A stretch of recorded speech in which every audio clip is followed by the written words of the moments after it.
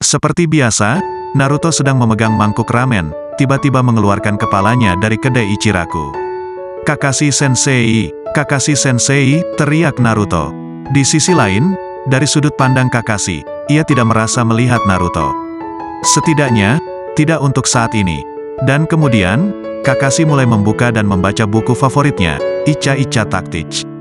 Bab ketiga merupakan bab yang paling seru dari seri buku tersebut. Diam saja dan ikutlah denganku, ajak Naruto. Kakashi pura-pura terhanyut dalam bacaannya, mencoba untuk mengabaikan komentar Naruto dan membiarkannya bagaikan angin lalu. Kakashi Sensei Tebayo, teriak Naruto sekali lagi. Ya, meskipun begitu, untuk seseorang seperti Naruto, ia bukanlah tipe orang yang mengerti tentang sifat sentimental seseorang, apapun yang terjadi. Ada yang salah, aku terus memanggilmu, kau belum cukup tua untuk menjadi tulikan, ucap Naruto dengan kesal. Naruto, jawab Kakashi, padahal dalam benaknya ia menghela nafas. Maaf, aku sedang bingung karena buku ini, jadi aku tidak memperhatikanmu. Oh, bagaimana dengan tangan buatanmu? Ya, masih agak kurang pas. Tetapi, sambil Naruto bicara, ia dengan canggung menggerak-gerakkan sumpit di tangan kanannya. Aku juga tidak meminta terlalu banyak kok Tebayo. Oh, begitu, sahut Kakashi. Selain itu, Kakashi Sensei, kau masih belum melakukan upacara pelantikanmu? Tanya Naruto. Kakashi melangkah lebih dekat. Yah, untukku, aku lemah untuk hal seperti itu. Belakangan ini Kakashi ditanya tentang hal tersebut kemanapun ia pergi, dan ia akan sedikit menciut. Tentu saja, Kakashi sudah memantapkan dirinya untuk menjadi Hokage. Bagaimanapun, bagi dirinya sendiri, Kakashi berpikir bahwa ia sudah tidak memiliki kapasitas lagi sebagai seorang Hokage. Setelah upacara pelantikan selesai, ia tidak dapat kembali lagi.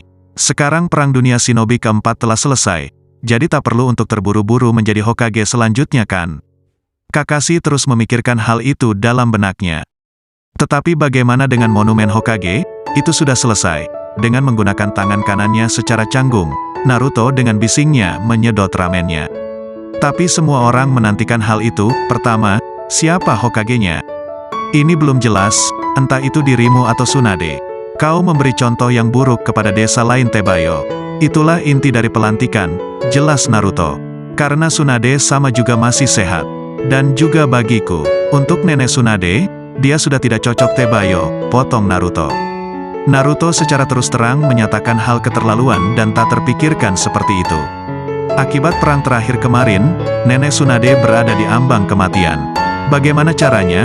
Maksudku ada beberapa jenis pekerjaan yang tidak dapat ia kerjakan secara maksimal, ucap Naruto. Begitukah? Sahut Kakashi. Kurasa jika ia pergi tanpa tujuan di siang hari, dia mungkin minum sake, di tempat perjudian mencoba untuk memulai perkelahian. Ini adalah perang untuk dirinya sendiri di usia senjanya, tidakkah kau menyadarinya? Ucap Naruto sambil tertawa.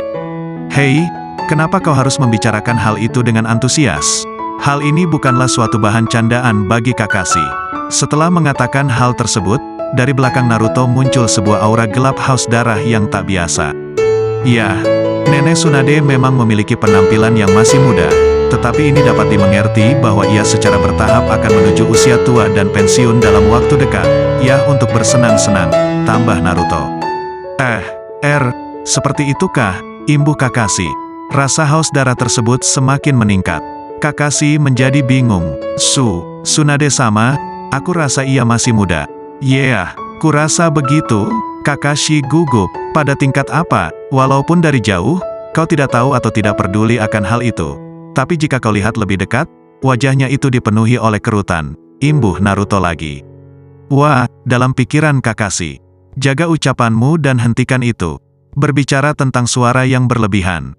Naruto bahkan seharusnya tidak perlu untuk berbicara tentang itu. Rasa haus darah itu semakin menjadi bertambah buruk. Mengapa kau terlihat begitu kebingungan, Kakashi Sensei? Tanya Naruto. Sepasang mata yang mencolok bersinar dari belakang Naruto. Hanya Naruto yang tidak menyadarinya.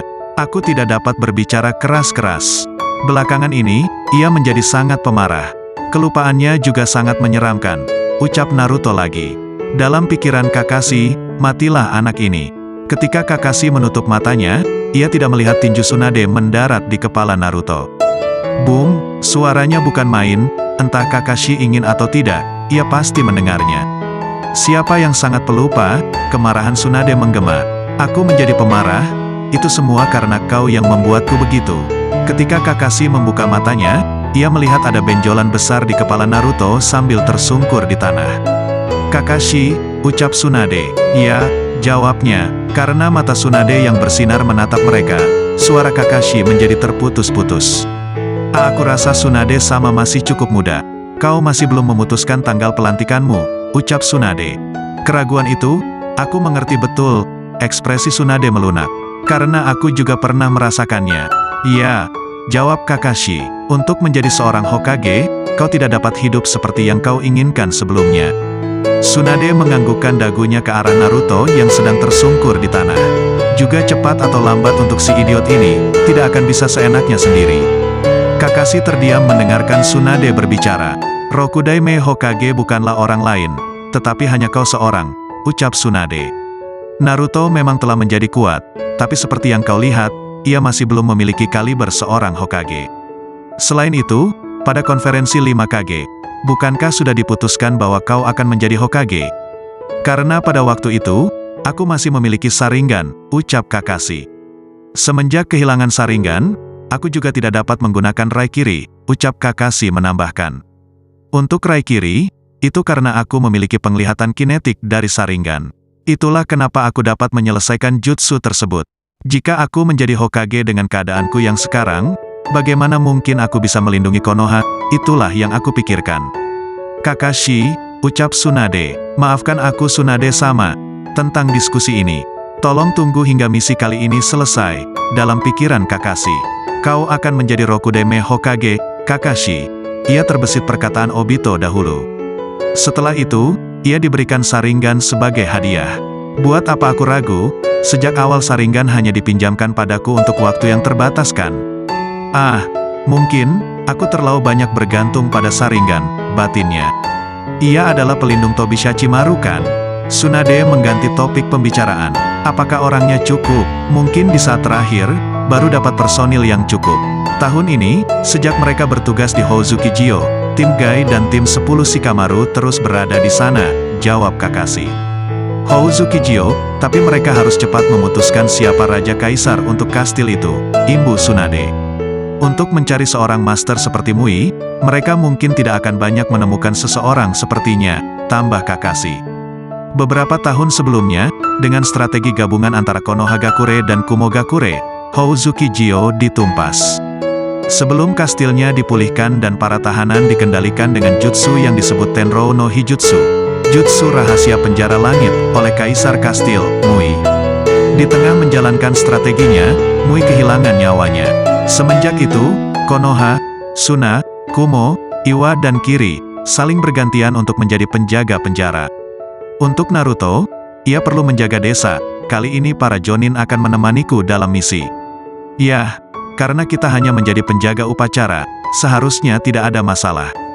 Bahkan jika kapalnya terbang, itu masih tugas kita, jelas Kakashi.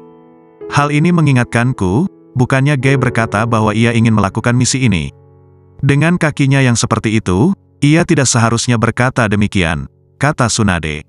Seperti biasanya, ia hanya ingin melihat kapal terbang, ucap Kakashi. Jika ini Gai, ia mungkin akan pergi ke Nami no Kuni, negeri ombak dengan kursi rodanya. Kapal terbang, cerita yang luar biasa bukan? Saat ini, kelihatannya keberadaan Tobishachimaru adalah rahasia untuk negara lain, ucap Tsunade. Ini akan segera diketahui secara luas. Jika informasi tentangnya bocor, hal ini akan segera diminta oleh tiap desa dari tiap negara. Mereka akan mencoba untuk mencuri teknologi Tobishachimaru dari Nami no Kuni, tambah Kakashi. Sejenak, dalam benak Kakashi, ia mengumpulkan semua pemikirannya. Mengenai izin dari langit dan bagaimana sesama shinobi menipu satu sama lain, pembunuhan bersama mungkin akan dimulai, atas hak ke langit.